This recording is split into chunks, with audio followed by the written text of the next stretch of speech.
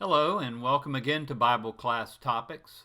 We're continuing our study of the Gospel of Matthew, and today we'll begin Chapter 5, Part 1 of 3 parts. Here's a brief outline of how we are approaching the study of the Gospel of Matthew in 5 parts: the coming of the King, which we've already finished; proclaiming the kingdom, which will last until the middle of chapter 16 and verse 12, then facing rejection, enduring the cross, and conquering death. Under the heading of proclaiming the kingdom, we've already looked at the beginning of the Galilean ministry in chapter 4. Today, we'll begin our study of the Sermon on the Mount, which lasts until the end of chapter 7. Then we'll go on to study the miracles of healing, sending forth the 12, and discourses and kingdom parables, which takes us to the end of proclaiming the kingdom. I've divided the Sermon on the Mount into a lot of parts. And chapter 5, we are splitting the study into 3 parts. So we'll begin today with an introduction to the Sermon on the Mount by looking at verses 1 and 2 of chapter 5. Then we'll look at the Beatitudes in verses 3 through 12. We'll save the rest of chapter 5 for the remaining 2 parts. So watch for those videos coming very soon.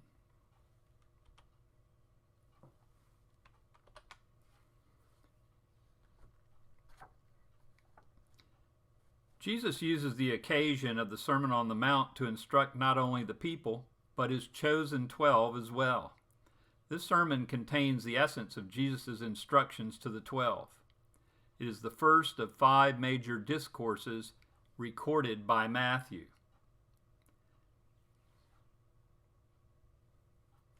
Before going any further, let me read to you verses 1 and 2 from chapter 5.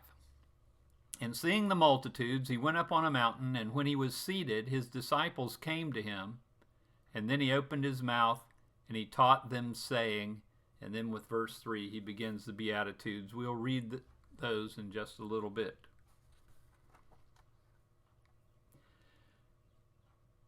The other discourses recorded by Matthew are in chapter 10, chapter 13, chapter 18, and then chapter 23 through 25.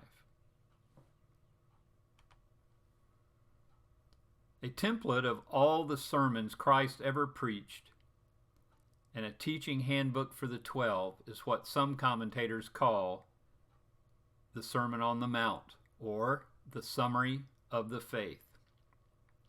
The contents of this sermon are too vast to be absorbed in one sitting. Certain parts of the sermon seem disconnected from what went before and what follows when we look at Matthew 5, 31 and 32, and Matthew 7, 7 through 11. When comparing Matthew's account of the sermon with Luke's account, we see many dissimilarities. It is Matthew's way, though, to collect Jesus' teaching under certain great headings, where Luke has these teachings scattered throughout his gospel. Jesus began to teach when he sat down. The teachings of the rabbis were done from the sitting position. And when he opened his mouth. This phrase in Greek has 2 significant characteristics. 1, it signifies a solemn and grave utterance is going to follow. And 2, it indicates that the person speaking is really pouring out his heart and soul. And the phrase "and taught by them" is a verb tense in Greek that means this is what he habitually taught to them. Matthew wants his readers to understand that these teachings encapsulate all the teachings of Jesus.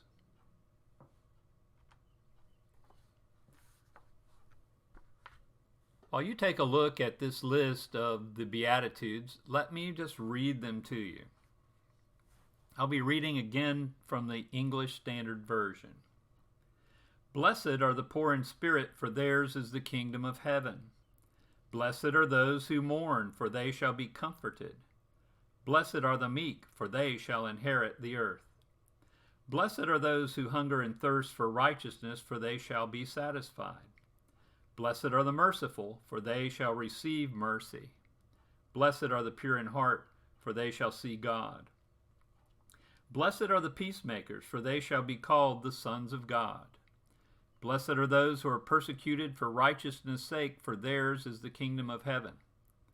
And blessed are you when others revile you and persecute you and utter all kinds of evil against you falsely on my account. Rejoice and be glad, for your reward is great in heaven. For so they persecuted the prophets who came before you.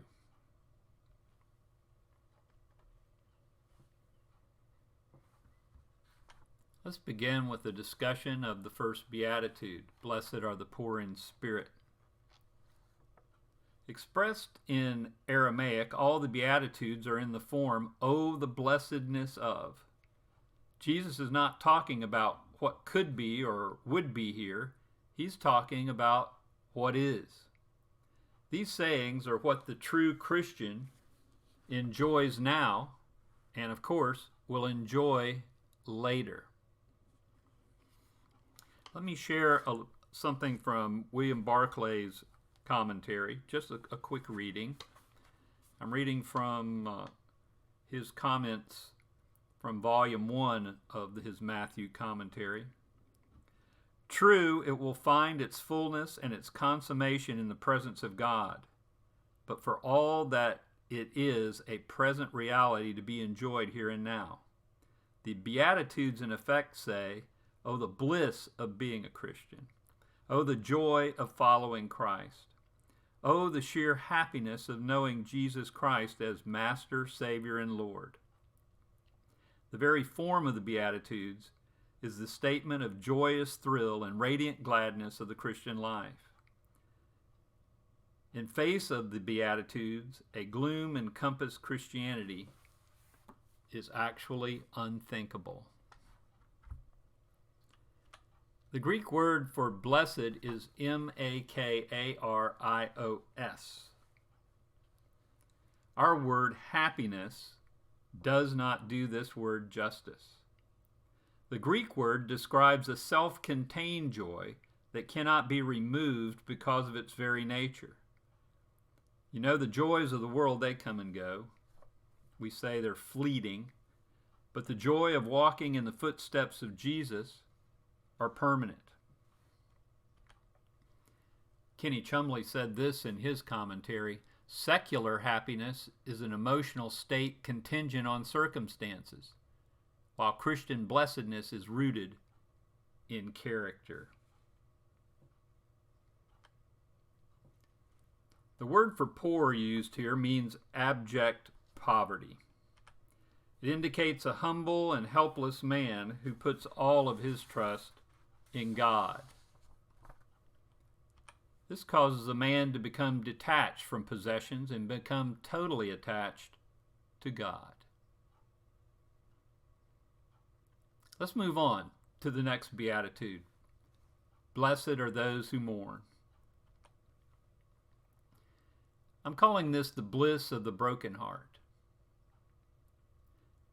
This man mourns as if he is mourning for his own dead. Think about Jacob in Genesis chapter 37 and verse 34.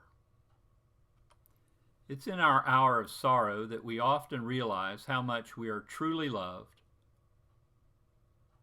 not only by God, but by our fellow man as well.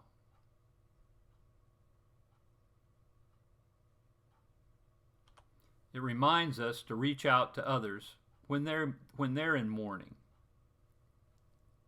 And ultimately, though, this beatitude reminds us that we must be sorry for our own unworthiness and our own sin. And now, blessed are the meek. The bliss of the God-controlled life. The Greek word for meek means the happy medium. Not too much, nor too little. It's the word Goldilocks would use. The word can also mean under control, and in this case, God-controlled. And it can further be applied to a man whose humility allows him to be taught. You might want to pause the video and go take a look at Numbers chapter 12, verse 3 and Proverbs 16:32. And now let's move on to the next beatitude. Blessed are those who hunger and thirst after righteousness. We'll title this The Bliss of a Starving Spirit. Few of us are hungry or thirsty in the first century Palestine sense of the word. The hunger described here is utter starvation.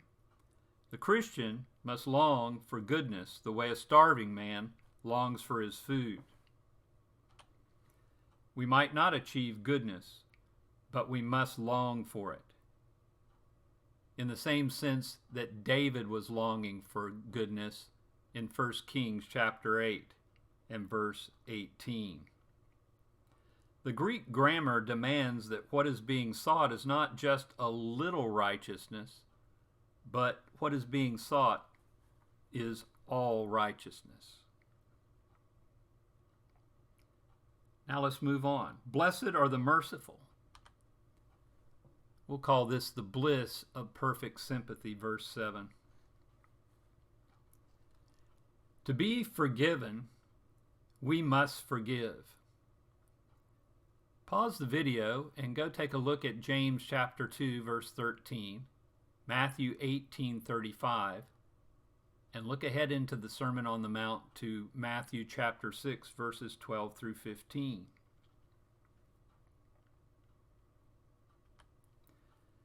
The word for mercy is closely akin to our word empathy. We live in a society that always puts their own feelings first, and this beatitude demands the very opposite. Making a deliberate attempt at mercy to the point of truly identifying with the other person is what would make a great difference. Let me give you 3 reasons why. 1, it would keep us from being kind in the wrong way. Think about the story of Mary and Martha in Luke chapter 10, verses 38 through 42. 2, it would make forgiveness and tolerance so much easier. And 3, let's compare this to what God did in Jesus Christ. Jesus came to the earth as a man and got inside our hearts and our minds. That indeed is the bliss of perfect sympathy. And now verse 8, blessed are the pure in heart. We'll title this the bliss of the clean heart. 3 possible uses of the Greek word for pure are 1, clean, such as washing soiled clothes. 2, it could be applied to corn that had been separated from the chaff, or an army that had been purged of the riffraff that many ancient armies contained. Or 3, it most often meant unmixed or unadulterated. When we approach a situation with mixed motives, that situation will not receive our best efforts at all. I want to read another quotation from Barclay. He says this beatitude demands from us the most exacting self-examination. Is our work done from motives of service or from motives of pay? Is our service given from selfless motives or from motives of self-display? Is the work we do in the church done for Christ or for our own prestige? Is our church going an attempt to meet God or a fulfilling of an habitual and conventional respectability? Are even our prayers and our Bible reading engaged upon with the sincere desire to come to company with God, or because it gives us a pleasant feeling of superiority to do these things? Is our religion a thing in which we are conscious of nothing so much Is our religion a thing in which we are conscious of nothing so much as the need of God within our hearts, or a thing in which we have comfortable thoughts of our own piety? To examine one's own motives is a daunting and shaming thing, for there are few things in this world that even the best of us do with completely unmixed motives.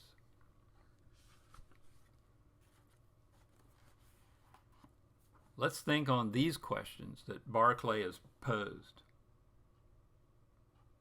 How do we answer those in our own lives? You know, what do we see? Well, we see only what we are trained to see. We see the stars. We see beautiful flowers along the roadside. We see things in an art gallery. And when we see those things, they mean different things to different people. Some people love to go out and look at the stars. Some people spend their money on telescopes, binoculars. They move to parts of the country where they can go and view the stars night by night. Others look at the stars and basically see very little or nothing. Others look at the wildflowers along the roadway and think they need to mow these weeds down. And I've been in many art galleries in my life, and sometimes I get in a room and have no idea what is going on in that room. Other times, like in the Louvre in Paris, I just can't absorb everything there is to see. All of these kind of things mean different things to different people. So we need to train our mind to have a clean heart and to understand what a pure heart is. Because he says, what? Blessed are the merciful. Blessed are the pure in heart, for they shall see God. We have to train ourselves to be able to see God in art, see God in the flowers, see God in the stars. Verse 9, blessed are the peacemakers, the bliss of bringing men together. In the Bible, the word peace not only means freedom from all evil, it means enjoyment of all good. The blessing is on the peacemakers. The blessing is not necessarily on the peacekeepers. This Bible peace comes from not evading the issues, but from confronting the issues, dealing with the issues, and conquering the issues. These peacemakers will be doing God-like work. I encourage you to take a moment and read Romans 15:33, 2 Corinthians 13:11, 1 Thessalonians 5:23, and Hebrews 13:20.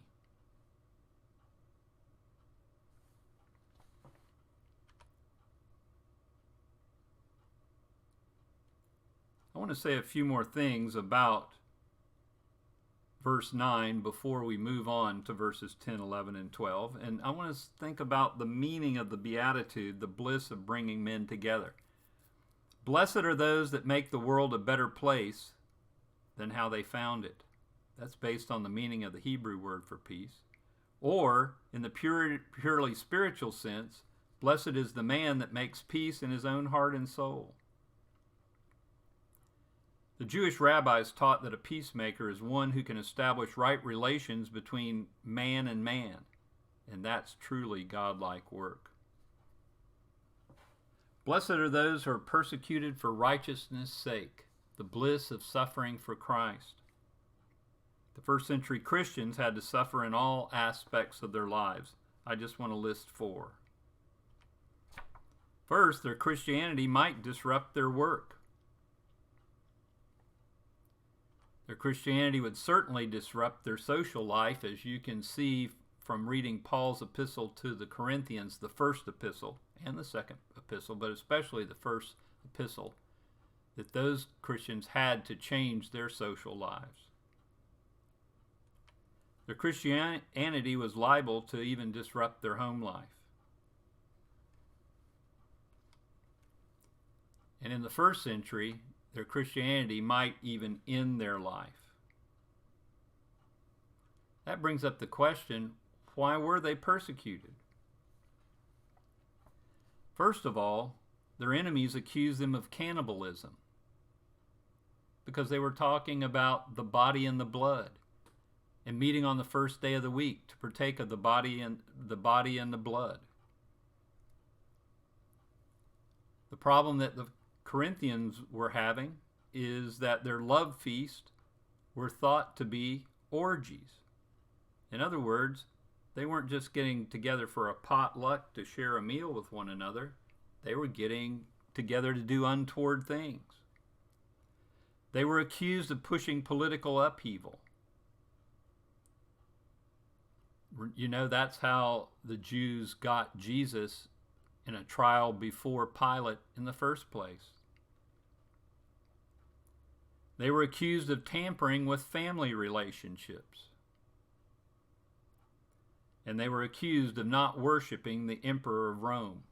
And they will come to suffer for that during the 1st and 2nd century. When we think about these reasons for persecution, some of them ring true still today. While we might not be accused of cannibalism or throwing orgies, sometimes we are accused of trying to overthrow the government with our teaching. Sometimes we are definitely accused of tampering with family relationships. Those are probably the two in the 21st century that cause the Christian the most grief in his life, the most suffering. And yet, we're called on to suffer and to understand that that is a blissful situation. Continuing our discussion of chapter 10, 11, verses 10, 11, and 12, blessed are those who are persecuted for righteousness' sake. We'll call this the bliss of the blood-stained way when we make our second point. To have to endure persecution was an opportunity to show one's loyalty to Christ. To suffer persecution allows one to follow the paths of the martyrs, the prophets, and the saints that have already gone before.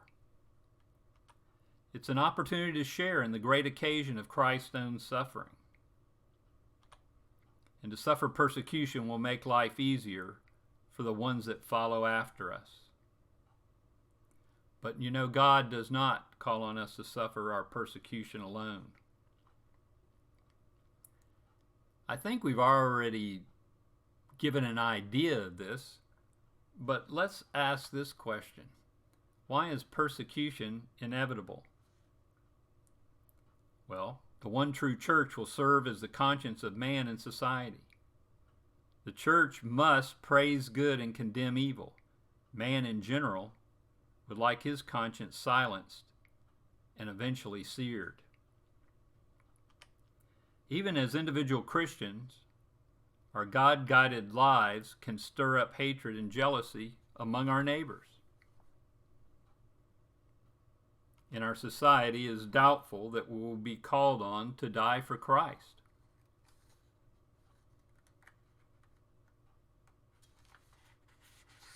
However, we may be mocked for living a Christian life.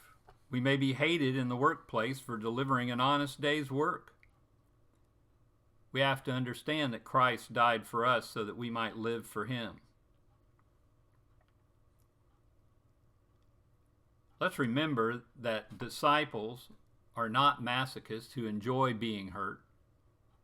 We are not stoics who grit their teeth and endure. We are Christians who see in our sufferings the outworking of a gracious, divine purpose, and we rejoice because of what suffering produces. So says John Stott in his commentary on the Sermon on the Mount. Thank you for watching. Next time we'll continue our study of Matthew chapter 5 with verse 13, the salt of the earth. If you like this video, please hit the button below. And even if you dislike this video, please hit the button below as well. We thank you for watching. Until next time, may God bless.